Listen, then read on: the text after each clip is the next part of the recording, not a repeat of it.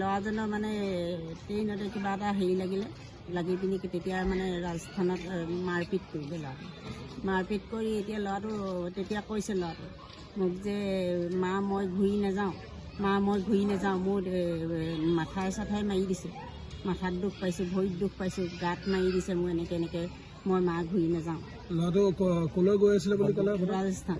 আপুনি ৰাজস্থান যোৱাৰ কথা গম পায়? মই নাপাওঁ, ৰাজস্থান যোৱাৰ কথা গম নাপাওঁ। পিছদিনাখন মোক মানে ৰমেন বোলা ল'ৰাটোহে কৈছেহি যে ৰমেনে কৈছেহি যে ল'ৰাটো অকণমান এই এক্সিডেণ্ট হৈছে হেৰি নবৌ সেনেকৈ বুলি কৈছে। মই তেতিয়া কৈছিলোঁ ল'ৰাটো এক্সিডেণ্ট হৈছে বুলি কৈছা যে তুমি কিহৰ কাৰণে? তাৰ অলপ দেৰি পিছত সি ফোন কৰিছে মোলৈ যে মা মই হেৰি জখম হৈছোঁ, মা মই মৰি যাম এতিয়া, মৰিম এতিয়া মা মই মৰিলোঁ আৰু থানৰ শপত আৰু মোৰ গুৰু শপত মই মানে জীয়াই নাথাকোঁ। ৰাজস্থান কেলৈ গৈছিলে? আপুনি কৈ পেলাই গৈছিলে নে আপোনাক? মোক নাই কোৱা, ৰাজস্থানলৈ কোৱা নাই। ৰমেন চুতীয়াহে পঠিয়াইছে। ৰমেন চুতীয়াই মোক পিছদিনাখন পুলিচত দিহে মানে মোক ৰমেন চুতীয়াই কৈছেহি যে নবৌ ল'ৰাটো এক্সিডেণ্ট হ'ল। তেনেকৈ কি হ'ল? কোন তাৰিখে গৈছিলে? হেৰি 8 তাৰিখে গৈছে। 8 অক্টোবৰ। হয়। মৃত্যু কেতিয়া ঘটিলে? মৃত্যু 12 তাৰিখৰ দিনাখন হৈছে। 12 তাৰিখৰ দিনাখন তেওঁলৈ ফোনো কৰিছে, তেওঁ মোক জনোৱা নাই। 12 তাৰিখে ট্ৰেইনত মৃত্যু হেৰি হৈছে? ট্ৰেইনত নহয়, ঘটনাটো মানে হেৰিয়াত বেলেগতহে হৈছে, পুলিচৰ ওচৰত হৈছে। আৰু তেওঁ এতিয়া কৈছে যে সেই অনাশ্ৰমত মানে থৈছে, তোমালোকে চিন্তা কৰিব নালাগে। বেজীৰ দাম হ'ল হেৰি পিলৰ দাম হেৰি 600 টকাকৈ কিনি খুৱাইছোঁ। এই হেৰিয়াত আছে, অনাশ্ৰমত আছে। এতিয়া ল'ৰাটো মৃত্যু ঘটিছে আজি 15 তাৰিখে মই গম পাইছোঁ। মই এটা ভতিজা ল'ৰাক পঠিয়াইছিলোঁ, ভতিজা ল'ৰাটোৱে কৈছে নাই। ল'ৰাটোৰ নাম কি? হিৰেণ গগৈ। কি কয় এতিয়া আপুনি এজাহাৰজন দিলে? আপুনি কি অভিযোগ কৰিছে? অভিযোগ কৰিছে মানে মোক ল'ৰা মানে যেনে ল'ৰা তেনেকৈ মানে বিচাৰিছিলে, এতিয়া ক'তনো পাম ল'ৰা তাত। এতিয়া তেহেঁতি হেৰি কৰিম বুলি কৈছিলে, মই নিদিলোঁ। যেনে ল'ৰা তেনে লৈ আনা তোমালোকে সেইখা বুলি ক'লোঁ। ফলত এতিয়া মানে এতিয়া ল'ৰা এই ক্ষতি হেৰি দিব লাগিব আৰু এইটো ল'ৰা এটা থাকি গৈছে।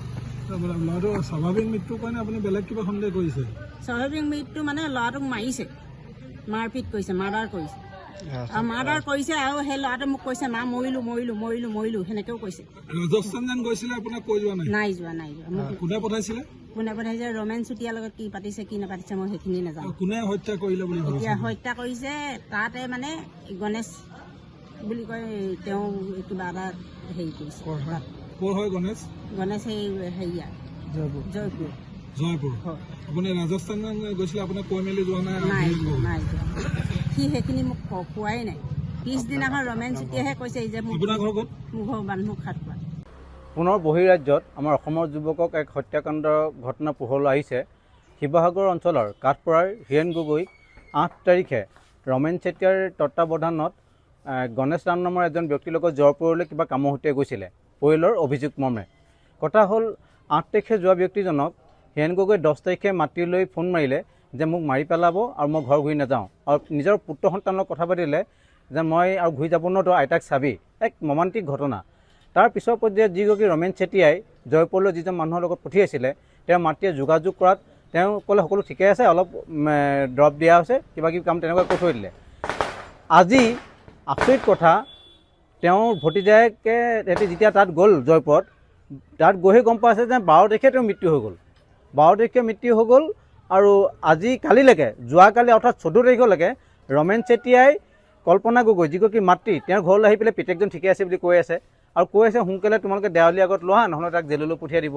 ইয়াত এক গভীৰ ৰহস্যজনক গোন্ধ পাইছোঁ। আৰু কল্পনা গগৈয়ে সম্পূৰ্ণ সন্দেহ কৰিছে ৰমেন চেতিয়াৰ তত্বাৱধানত কিবা হত্যাকাণ্ড কৰিছে বুলি তেওঁ সন্দেহ কৰিছে। আৰু ইতিমধ্যে তেওঁ এজাহাৰ দাখিল কৰিছে শিৱসাগৰ সদৰ থানাত।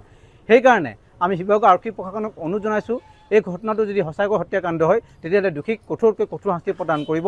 আৰু অসমৰ প্ৰত্যেকজন যুৱক বা যুৱতীলৈ অনুৰোধ, বহিৰাজ্যলৈ যদি এনেকৈ কিবা কামলৈ যায় অন্ততঃ অলপ চিন্তা চৰ্চা কৰি পেলাই অনুসন্ধান কৰি পেলাই যাতে যায়। কাৰণ বহুত বাৰু আমি দেখা পাইছোঁ বহু যুৱক বহিৰাজ্যত গৈ এনেকৈ হত্যাৰ বলি হ'ব লগা হৈছে।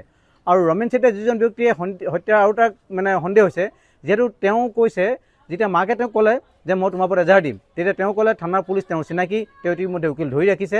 আৰু তাৰ ভিডিঅ' তেওঁ 2-এটা ভিডিঅ' ইতিমধ্যে দিছে, যিখিনি সাংবাদিক মাধ্যমত আমি এতিয়া দিছোঁ। সেই আৰক্ষী প্ৰশাসনক আমি অনুৰোধ জনাইছোঁ, ৰমেন চেতিয়াক যদি সোধ পোছ কৰে আৰু ইয়াৰ লগতে কোন কোন জড়িত আছে সম্পূৰ্ণ বস্তু ওলাই পৰিব। যিকোনো খবৰৰ বাবে যোগাযোগ কৰক 7099017330 লগতে 7099017110 নম্বৰত।